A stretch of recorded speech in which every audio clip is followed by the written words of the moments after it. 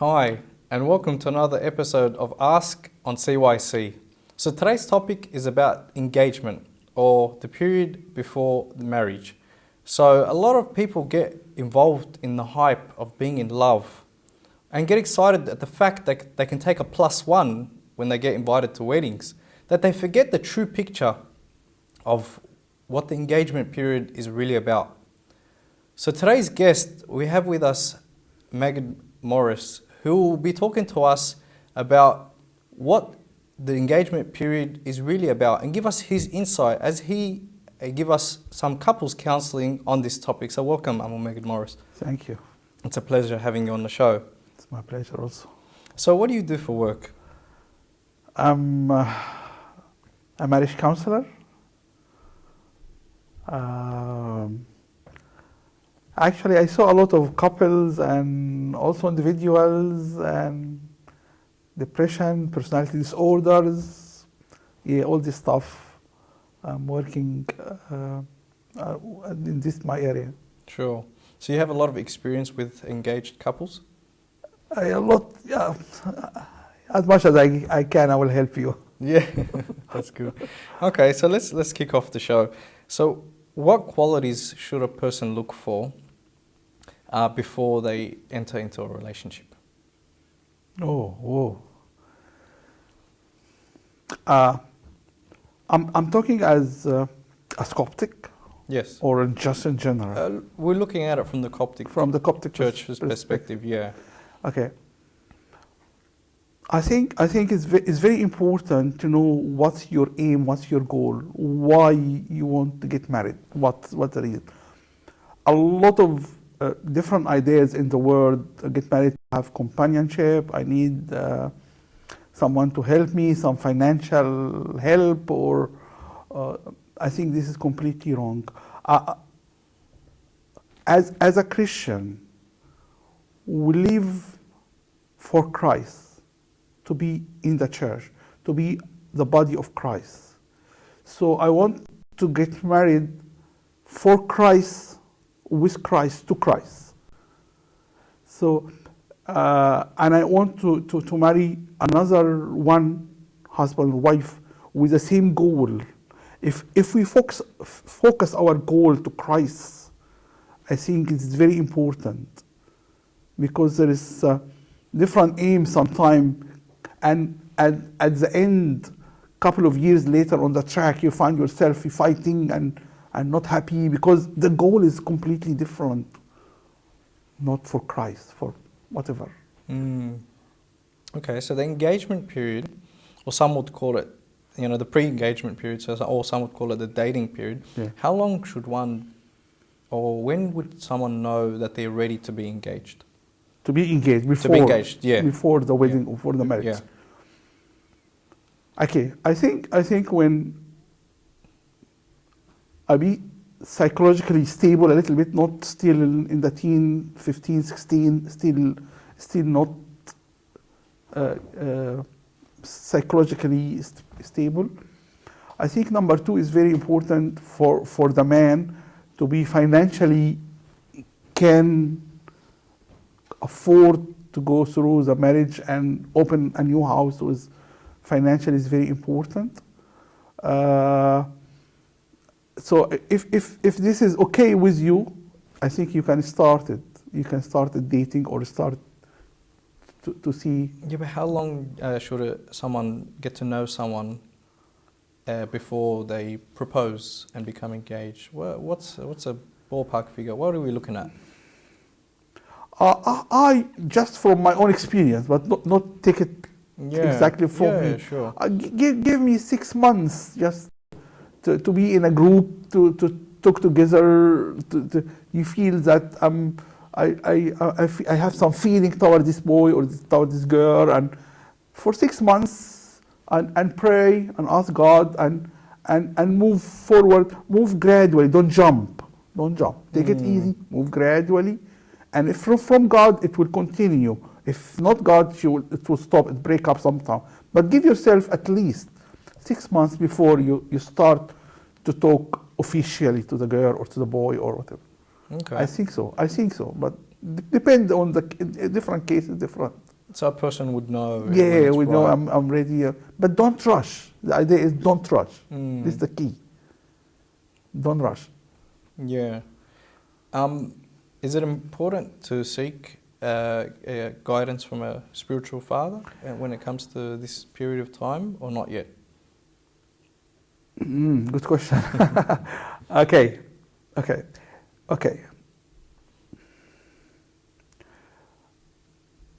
Yes and no, because this is because sometimes how you feel, sometimes the spiritual guide didn't feel exactly, but nice to take his advice and then check what's going inside you and you and God. So it is very important, especially in marriage. This is your own decision. And instead, sometimes for example, I know a couple and they married and they have a problem and they said, but Abuna said this is from God. I must marry this girl. It's from God. I didn't want this marriage, but I said this God pushed me to do that. So I need to discern between what's guidance and what you feel from inside you. It is your decision. So this is just advice, but it's your decision. Because if something gets wrong, don't blame the other guy. This is yours. Yeah. Okay. So now let's talk about the engagement period. So obviously, you're getting to know this person on a deeper level. Yes. So what qualities or what do you look for to find out whether you're compatible or not during the engagement period? Yeah. This is an important point also, actually, because sometime in we call it in honeymoon period, I see the others like, wow, I'm very amazed with him. And then after the honeymoon period finish, I find, he's different. He's not what I'm expecting and all this stuff. So I think I think it's very important, as I said, remind yourself that we want to marry for Christ and to Christ and everything for Christ. So please, both of you, it's very important to keep praying together. God, we need to follow your will. It's very important to have this spiritual things together, because we have children and want to give everything for you. So keep this it's important. And watch what's inside you, how you feel towards the other. I feel very, very happy, pleased, comfortable with him, relaxed to be around him, easy to talk to him. I miss him if he's 1 day out or 2 days. I can feel that I miss him. That watch what's inside you here. Because sometimes when from God, sometimes you feel more comfortable, more relaxed around this person.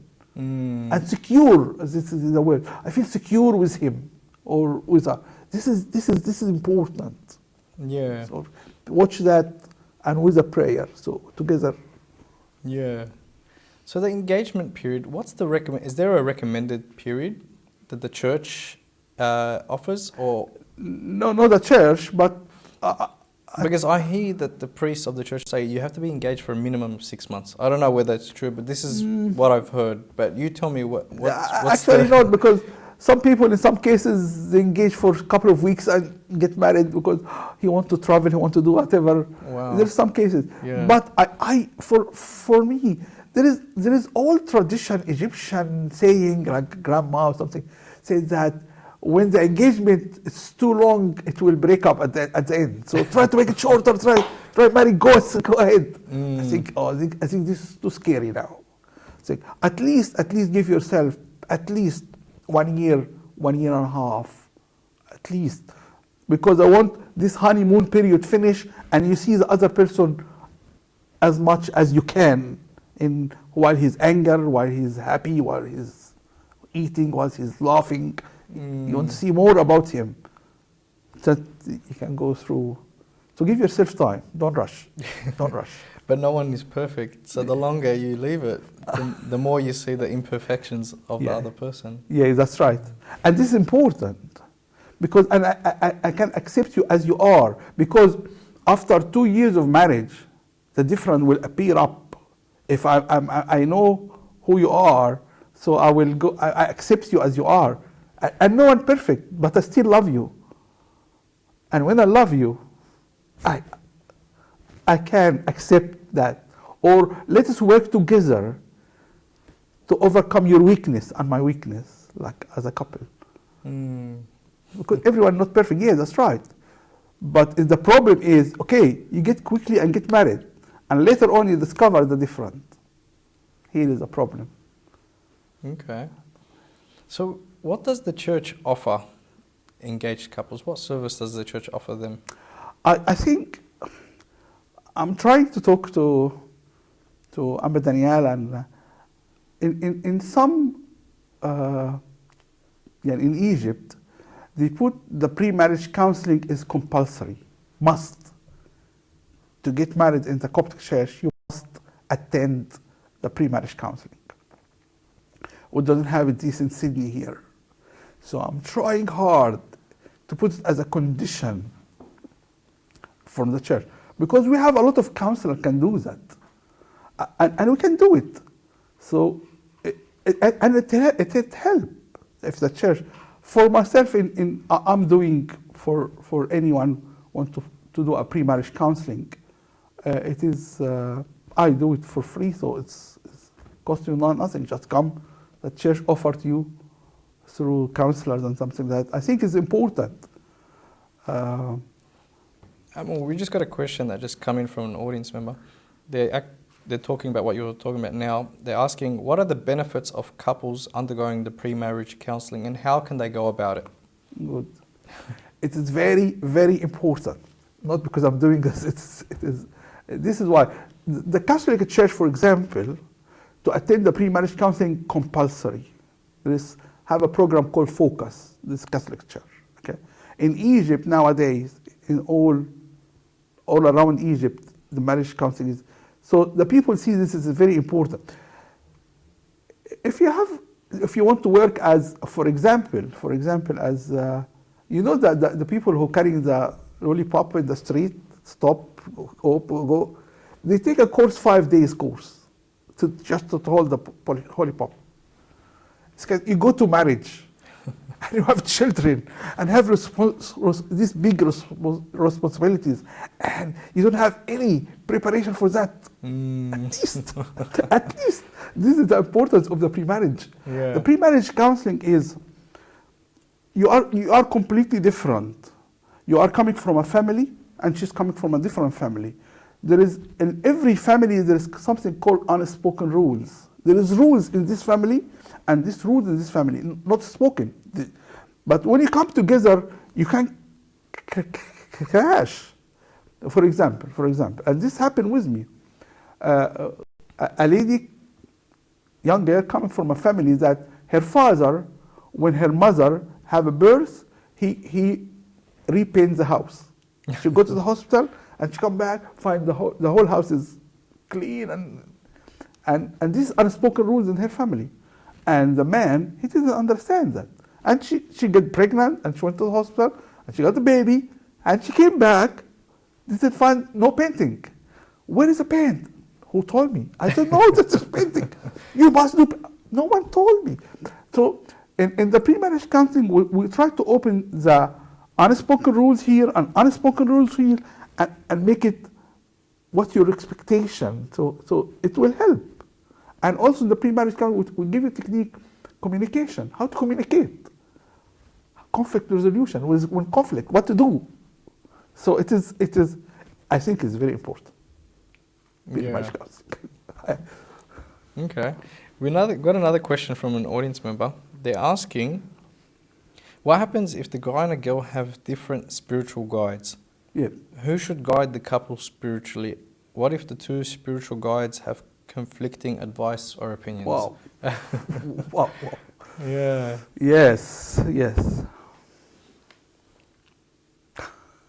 You put me. Okay, I recommend. It would be nice if the spiritual guide will be one, and if there is conflict between the two spiritual guides, yeah, here is. I need the couple to discern.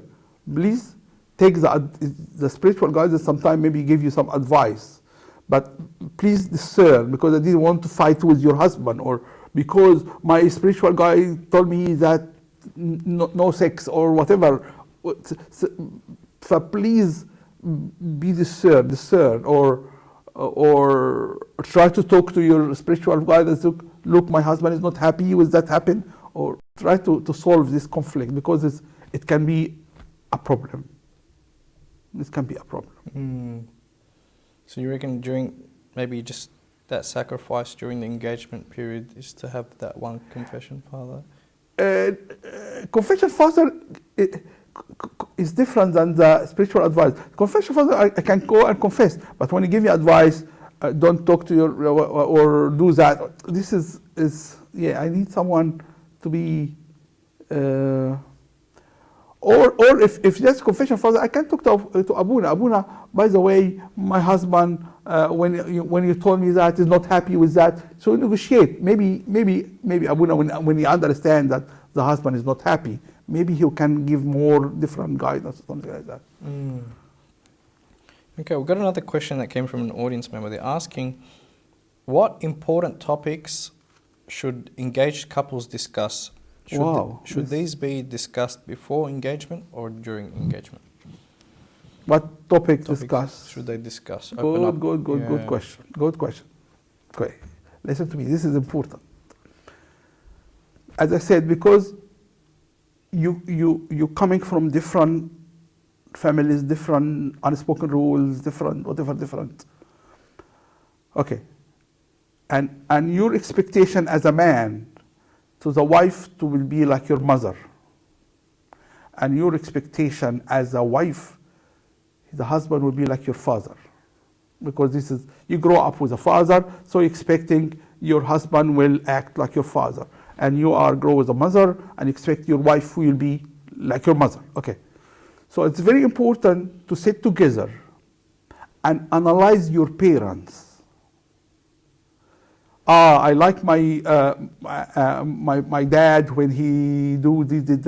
I like my mother when he do that, and you as a wife take care how he talk about his mother, and the same talk about your father, and take care. By the way, your father did that, but I cannot do that. So because this is analyze your parents and put the positive and the negative together, so you'd have your own expectation. Okay, I remember one time I was doing marriage counseling with a couple. She was Australian, so that's not here. He was Egyptian and she was Australian, I think. This is a couple of years ago. And when we talk about the parents, and he said that, by the way, my mother, he's working as a painter or something, so he's labor. So wake 5 o'clock in the morning. He said that, by the way, my mother usually wake up 5 o'clock and do the breakfast for me. And she said that, do you expect me to do that? He said, yes. He said, no way, I cannot do that. I'm different than your mother, I'm working, I cannot wake. And then start to argue and something like that. And at the end, they left each other. It looks like it's not compatible, because this is why. So I wanted to discuss, to analyze your parents and the unspoken rules in your family. Please discuss it together. It's very important. Sure. So is it okay if a couple break off the engagement if all the signs are Yes. Against it? Yes, please. Or should they tough it out? No, please.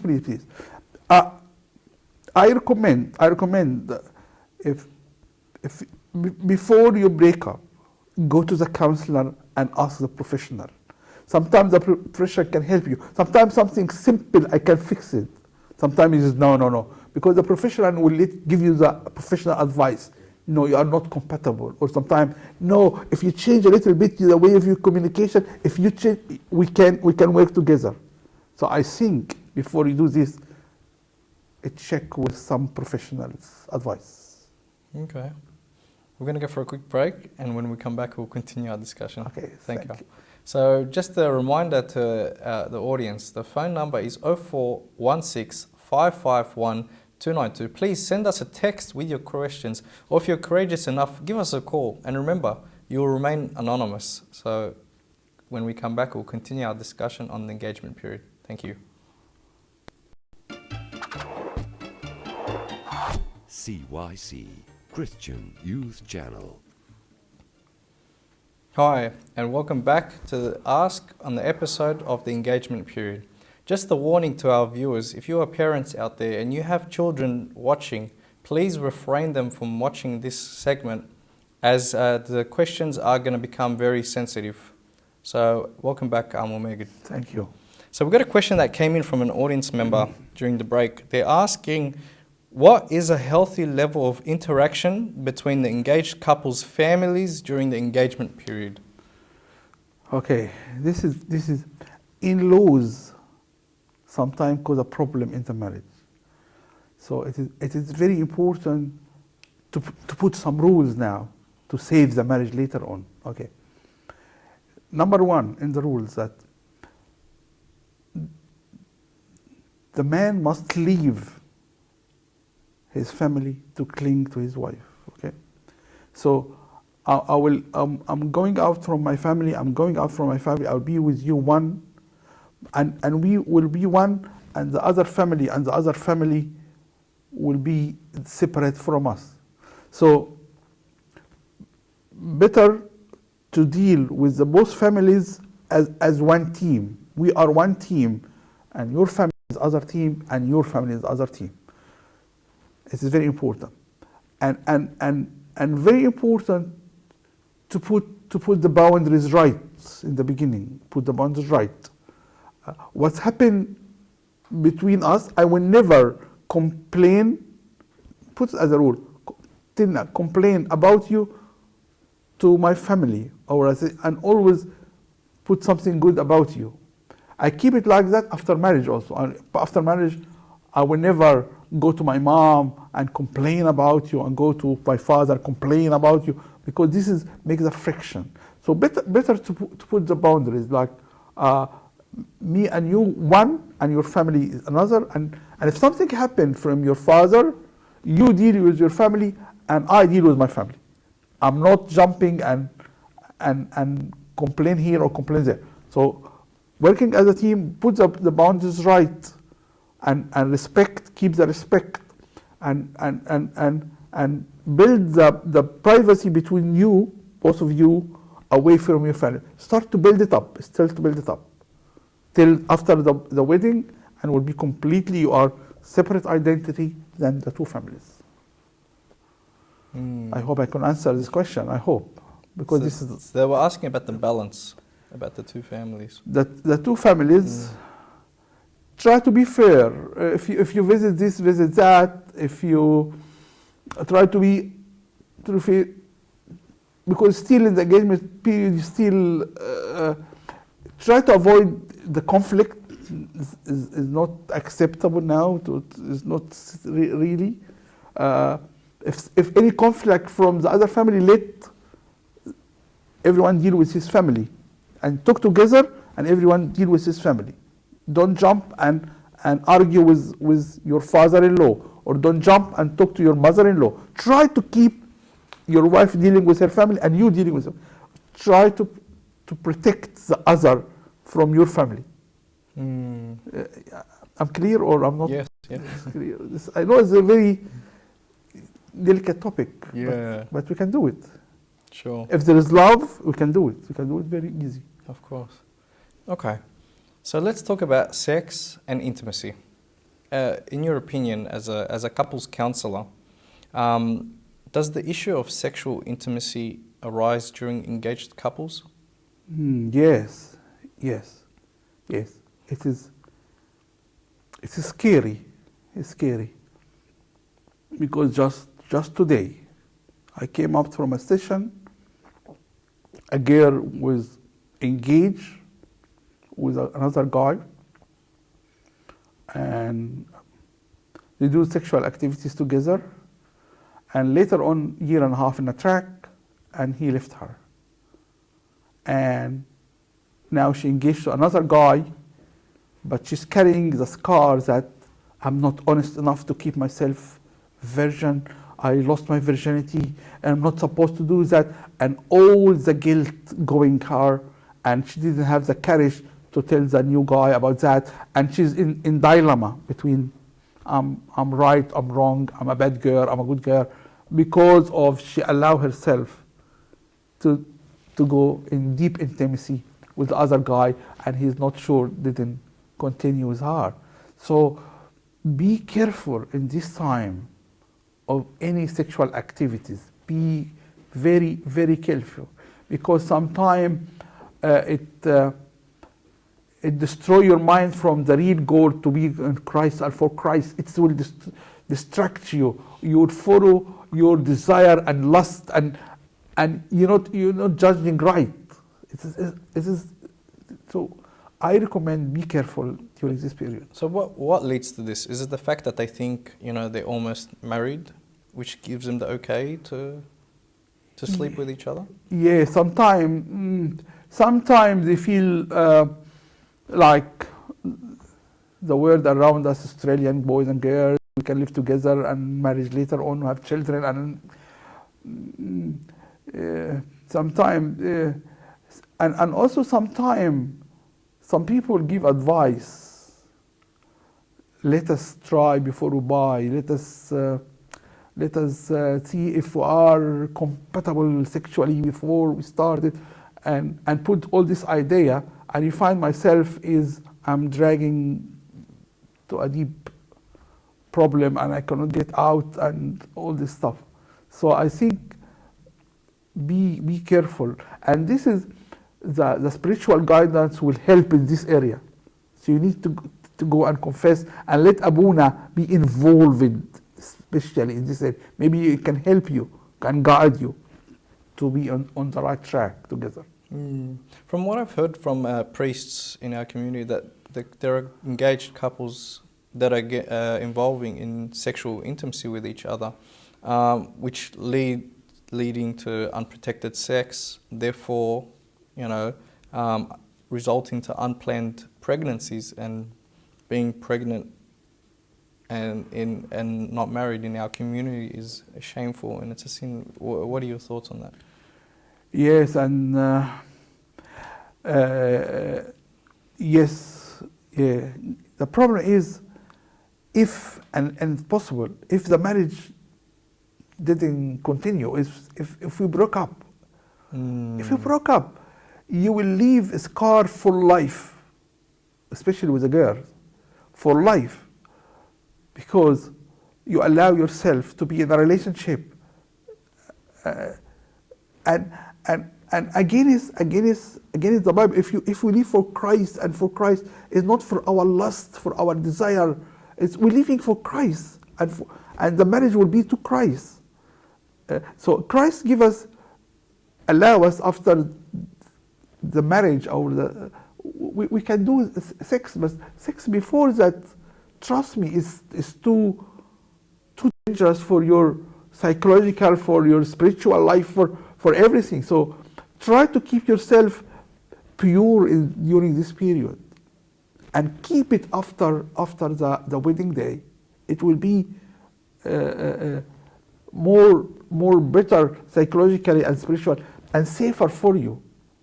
Don't allow yourself to go through this. So if you are praying together, if you have a confession father together, or it will help you to take you from this lust desire inside you. I know it's like a fire to be inside, but you need, with the help of God, to control it a little bit. Instead that you lose it, and then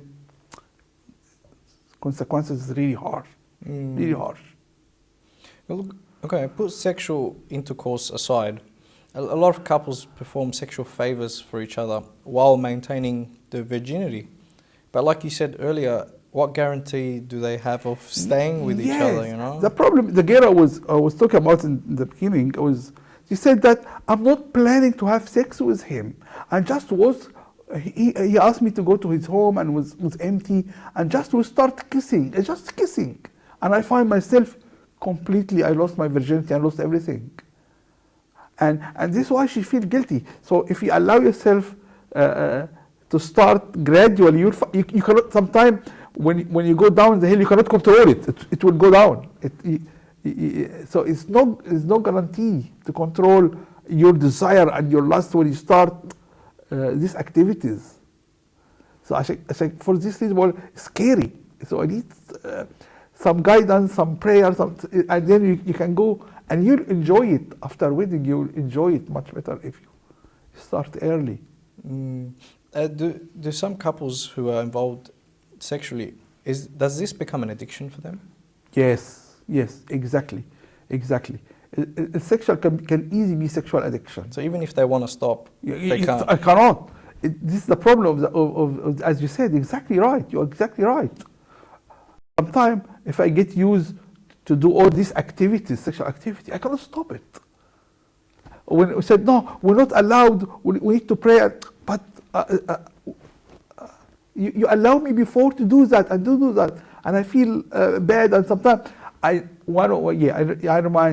remind me when the couple they started to do sexual activity and go a little bit deeper, and the girl wake up with her father's permission. It's not right to do that, and she came to him. So by the way, I'm not allowing to do that, and he get angry and he get upset. You don't love me. Why are you doing that to me? And another problem started here for because she allowed him, and now she wants to stop him, and then it's type of addiction. He said no, something like that. I hope I answer. It's a scary topic. Huh? Yes, it is. Be careful.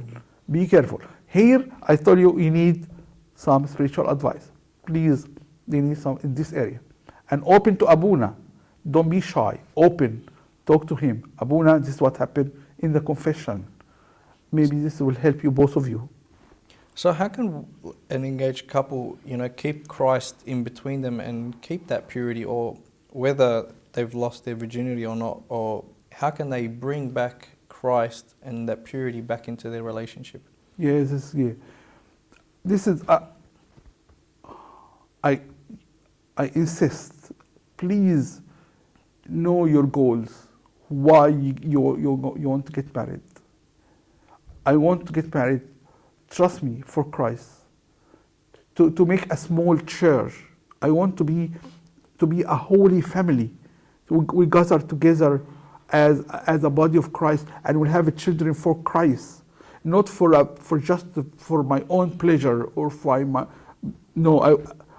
So if you, I know couple, they pray every Wednesday together. Wednesday from 8 o'clock they start praying for 1 hour, and after the wedding, after the marriage, they keep Wednesday, and they got children. They keep Wednesday with their children. This is our prayer time. So keep prayer together. Pray together. Please pray together. Go to the mass together. Go to confession together.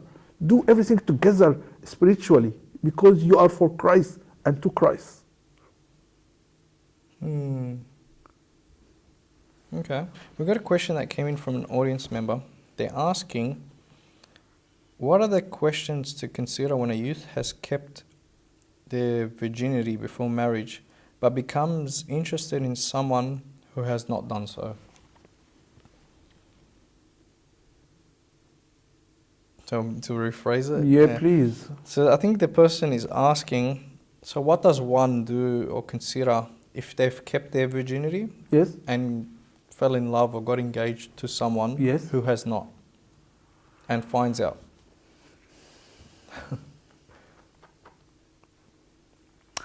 Everyone do mistakes.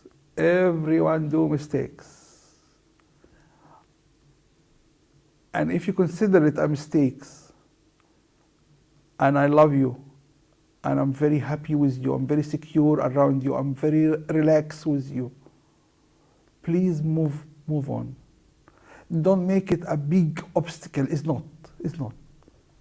Sometimes I can lose my virginity because my stupid idea or whatever happened, but I grow up a couple of years later in track, and I said, how am I stupid? Why I did that? And God forgive me. Why you consider it as a big? I know cannot say that in Egypt, for example, because I have another problem that like this in Egypt, and the man said, no, I cannot accept her because she lost her virginity. But I think nowadays we are a little bit open and we can forgive because God forgive. Let's forgive. Let's move on. Let's think something is more important than the virginity. Is I think, in my opinion, but depend on the culture, depend on the mentality of the person, a lot of factors. But for me, I'm saying, please forgive and move on. If you really love, it can mistakes, no problem of mistakes. Yeah. In the past. But if the person can't forgive? Don't go to the marriage. Yeah. Let it go. Let it go, because every time you come in sexually close to her or to him, you will remember that and will be like a ghost holding you from her or from him. So if you cannot forgive, please let her go or let him go. But if you forgive, you'll be like God, like Christ. Is honesty important when it comes to this topic during the engagement period? Okay. According to the books, according to the standard, it is important, it's the honesty. But depend on some culture. If some culture, for example, I'm a girl and the man in front of me cannot accept that, sometime, and this is what happened also in one of the cases, the spiritual guidance told her, don't tell him what's happened. This is the past and finish, and don't be open because he cannot accept it. You will lose him. But I think ideally for me, the honesty is very important, and to be open, and this will be ideal if you really open-minded and accept and forgive, and it's not a cheating while you are with her. This is something in the past, maybe 5-6 years ago. Why you stuck now? It's the past, finished.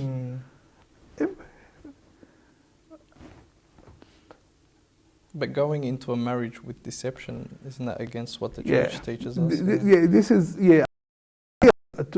to be very honest and ideal, to accept me as I am, to love me as I am, and we'll move forward together. This is ideal. But this is what happened because I know the father of the confession father asked this girl, don't tell. No, it's okay. It's okay. Okay. We've got a question that came from an audience member. They're asking, what is your opinion on long distance relationships and getting to know someone through the internet?